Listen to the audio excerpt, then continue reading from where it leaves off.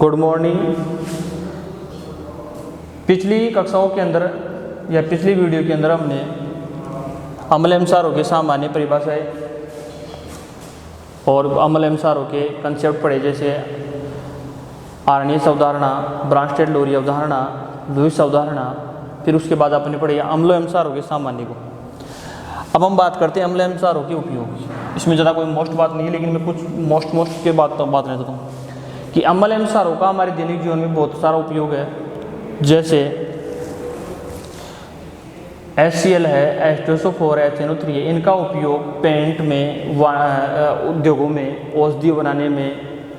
इसी प्रकार कुछ अपने पास जो सार है NaOH, KOH, MgOH का होल्ट वाइज, इनका उपयोग उद्योगों में, साबुन बनाने वाले उद्योगों में, विरंजन के काम में आते हैं, कपड़े धोने में, बनाने वाले साबुन में, नहाने के साबुन में। इसी प्रकार MgOH का होल्ट वाइज जो मिल्क ऑफ मैग्नीशिया होता है, वो एक दुर्बल एंटासिड होता है, अर्थात पेट के अंदर जब आपकी एसिडिटी बढ़ जाती है तो इनको दूर करने के लिए इनका प्रयोग किया जाता है। इसी प्रकार H2SO4 को अम्लों का राजा कहते हैं, क्योंकि किसी देश की औद्योगिक प्रगति उसके द्वारा खपत किए जाने वाले H2SO4 पर निर्भर करती है। अर्थात इसका प्रयोग कार की बैटरियों के अंदर या अन्य बड़ी बड़ी बैटरियाँ बनाने में, आपके घरों में बिजली के अंदर, अन्य अभिकर्मक के रूप में, औषधियाँ बनाने में, इनमें सबका प्रयोग किया जाता है। मैं कुछ जो मोस्ट इम्पोर्टेंट है वो बात करते हैं कि एक यहाँ पर एक बात है, एक्वा रेजिया क्या होता है। एक्वा रेजिया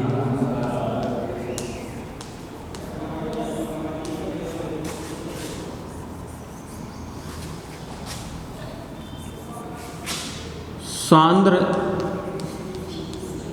नाइट्रिक अम्ल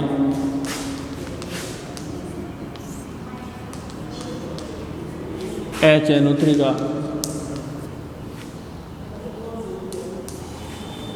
सांद्र नाइट्रिक अम्ल HNO3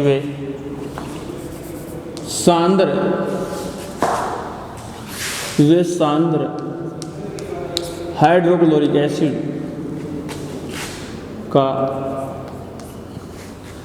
1:3 का मिश्रण होता है। 1:3 का मिश्रण होता है, जो एक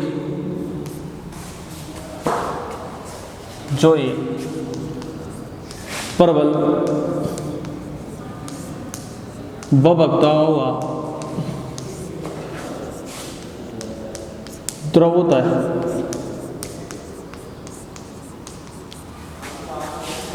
एक वेरिएबल क्या होती है, सांद्र नाइट्रिक अम्ल HNO3 वे सांद्र हाइड्रोक्लोरिक HCl का 1:3 का ताजा मिश्रण होता है। पहले याद रखना है, उल्टा भी पूछ सकता है परीक्षा के अंदर कि HCl वे HNO3 का अनुपात कितना है, तो उल्टा हो गया है। पहले HCl की बात कर रहा है और फिर HNO3 का, तो क्या होगा 3:1।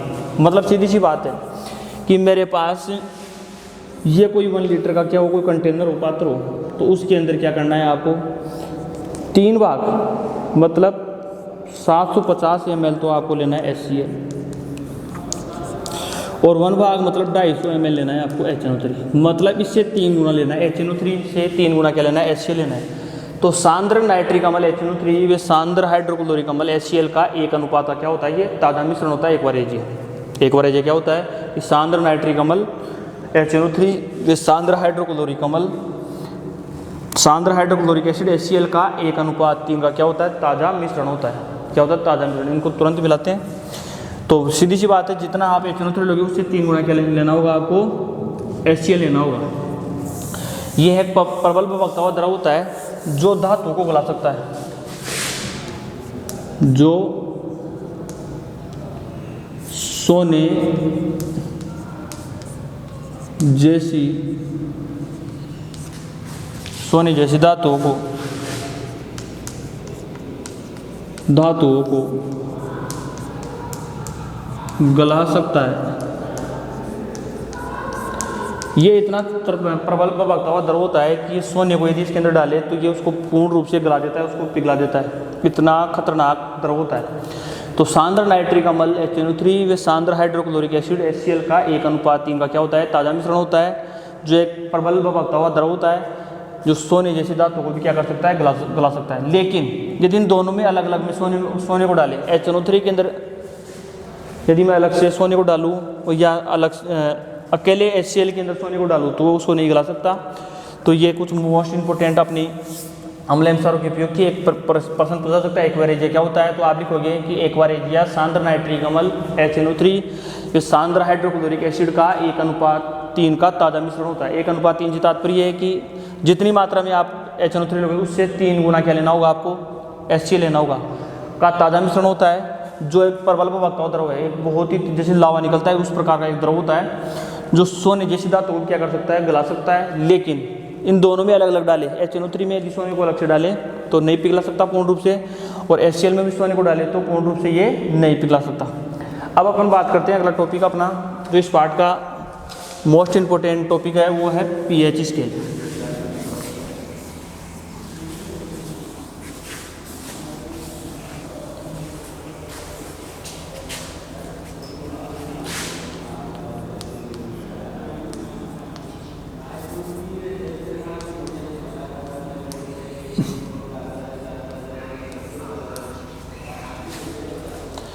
तो pH स्केल क्या होती है, सर्वप्रथम क्या आप थोड़ी सी बात करें कि अम्ल एवं क्षारों का पता लगाने के लिए एक स्केल विकसित की गई कि कौन कौन से पदार्थ अम्ल है कौन कौन से क्षार, उसे क्या बोलेगा, pH स्केल कहा गया। तो अम्ल एवं क्षारों की अम्लता एवं क्षारकता पता लगाने के लिए एक स्केल विकसित की गई जिसे क्या बोलते हैं, pH स्केल कहते हैं। और सबसे पहले सोरेनसन नामक वैज्ञानिक ने क्या किया, 1909 में pH स्केल विकसित की। और pH स्केल क्या है, दो परिभाषा बना रहा हूँ मैं, पहले परिभाषा देखेंगे कि सर्वप्रथम जो pH स्केल है वो किसने बनाई थी, सोरेनसन नामक वैज्ञानिक ने 1909 के अंदर। तो pH स्केल की परिभाषा क्या है कि हाइड्रोजन आयन की सांद्रता ज्ञात करने के लिए, हाइड्रोजन आयन की सांद्रता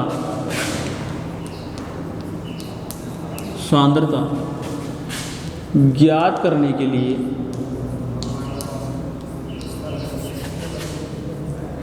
हाइड्रोजन आयन की सांद्रता ज्ञात करने के लिए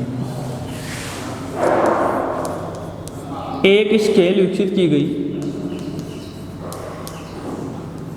एक स्केल विकसित की गई जिसे pH स्केल कहते हैं।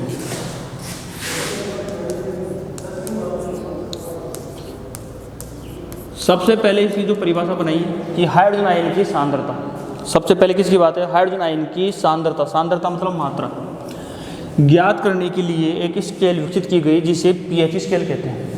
तो पहली परिभाषा क्या है, कैसे बनी है मैं थोड़ा बता रहा हूँ कि हाइड्रोजन आयन की सांद्रता ज्ञात करने के लिए एक स्केल विकसित की गई जिसे क्या बोलते हैं, pH स्केल कहते हैं। pH स्केल के अंदर, pH स्केल में सार्वत्रिक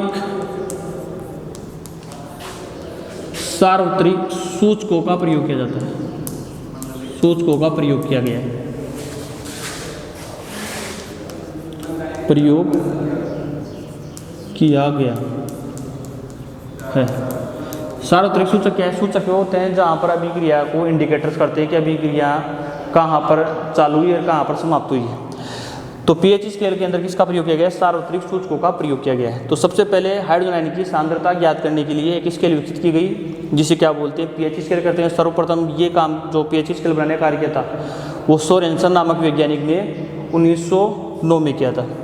तो सर्वप्रथम यदि pH की जनरल या सबसे सरल परिभाषा देखें तो हाइड्रोजन आयन की सांद्रता, सांद्रता मतलब मात्रा, तो हाइड्रोजन आयन की सांद्रता ज्ञात करने के लिए एक स्केल विकसित की गई जिसे क्या बोलते हैं, pH स्केल कहते हैं। और pH स्केल में किसका प्रयोग किया जाता है, सार्वत्रिक विलायकों का प्रयोग किया जाता है। अब यदि अपन आगे बात करें कि इसमें pH क्या है, यहाँ पर ये pH, तो pH जो ये शब्द लिया गया है इसमें P जर्मन भाषा का एक शब्द होता है पुंसांस, पुंसांस जिसका अर्थ होता है शक्ति।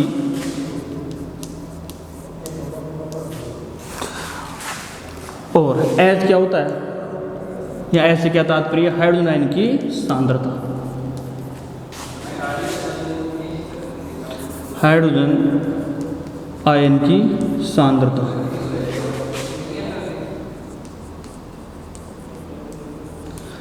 जब भी सांद्रता को लिखते हैं बड़े ब्रैकेट में H प्लस ऐसे लिखेंगे, हाइड्रोजन आयन की सांद्रता। तो सीधी सी बात है, पी क्या है, जर्मन भाषा का शब्द होता है जिसका अर्थ होता है पुंसान, पुंसान मतलब शक्ति और H मतलब हाइड्रोजन आयन की सांद्रता। इन दोनों को मिलाए तो भी परिभाषा स्पष्ट होती है कि H मतलब हाइड्रोजन आयन की सांद्रता और पी का अर्थ क्या होता है, पुंसान पावर मतलब शक्ति, अर्थात हाइड्रोजन आयन की सांद्रता की शक्ति, हाइड्रोजन आयन की सांद्रता में कितनी शक्ति है वही क्या है, pH है।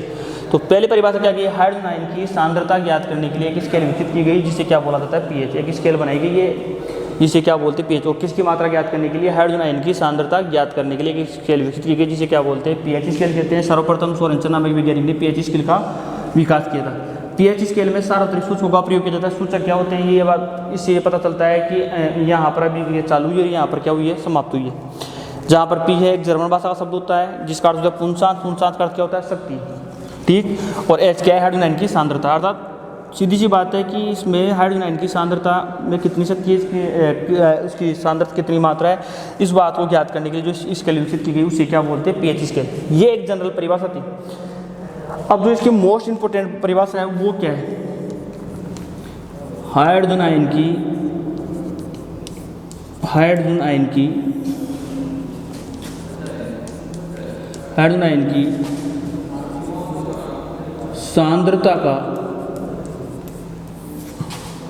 सांद्रता का ऋणात्मक लघु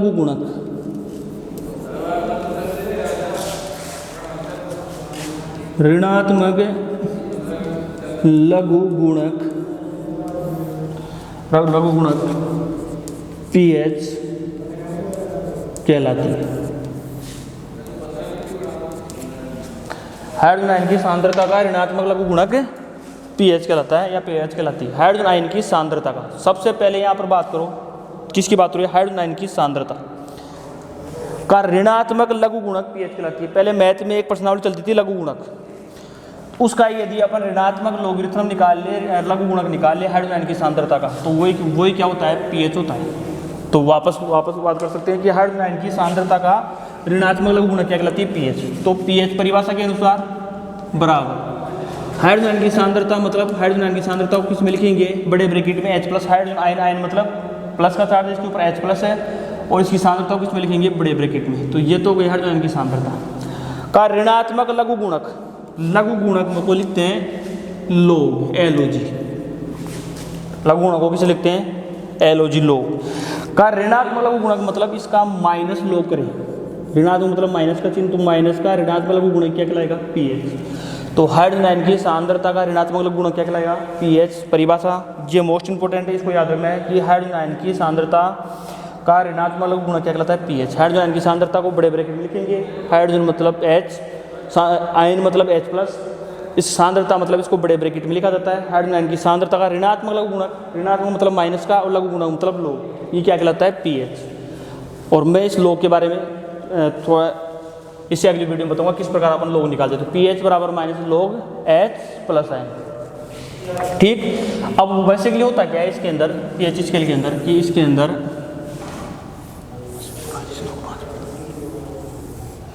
एक से 0 से 14 तक अंक लिखे होते हैं। इस pH स्केल के अंदर कितने अंक होते हैं, 0 से 14 तक अंक लिखे होते हैं, और इसके मध्य में 7 अंक होता है। इसके मध्य में क्या होता है, 7, और यहाँ पर जैसे 1 2 3 4 5 और 6, इसी प्रकार 7 बाद में 8 9 10 11 12 13। तो pH स्केल के अंदर 0 से 14 तक अंक लिखे होते हैं। जो ये 7 बिंदु होता है, ये जिसका मध्य बिंदु होता है, वो होता है उदासीन बिंदु। उदासीन बिंदु से तात्पर्य है कि ये न तो लवण है न सार है, अर्थात ये जिस पदार्थ का या जिस विलयन का pH 7 है वो उदासीन होता है, अर्थात न तो अम्लीय न सारी है। 7 से नीचे वाले 0 से लेकर 7 तक, ये जो इस वाक्य है वो अम्लीय गुण को दर्शाते हैं।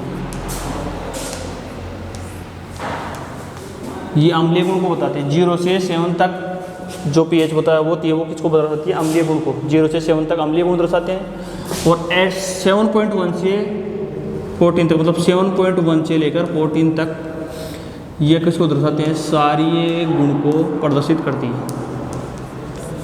गुण को प्रदर्शित करती है।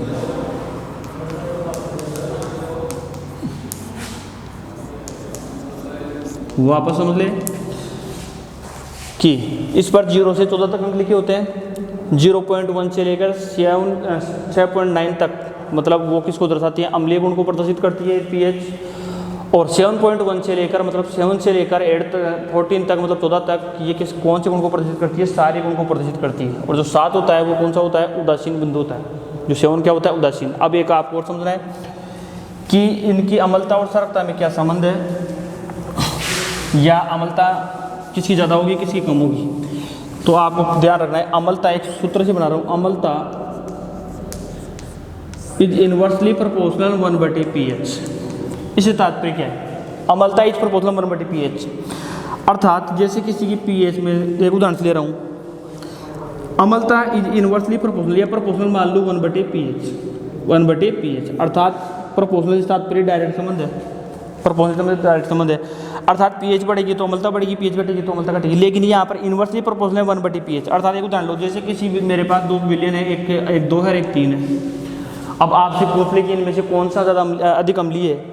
एक विलयन की pH 2 है और एक विलयन की pH कितनी है? 3। अब इनमें से कौन अधिक अम्लीय है? तो इसका पता लगाने के लिए देखो, इस सूत्र के अनुसार अम्लता इज प्रोपोर्शनल 1/pH का मान पहले की तरफ हो गया 2, तो इसका मान 2 रखने पर कितना आया? 0.5। प्रोपोर्शनल उठाते एक समान प्रतिस्थान लगाते हैं, माना कि वो कोई भी हो 0.5। और यहाँ भाग लगो,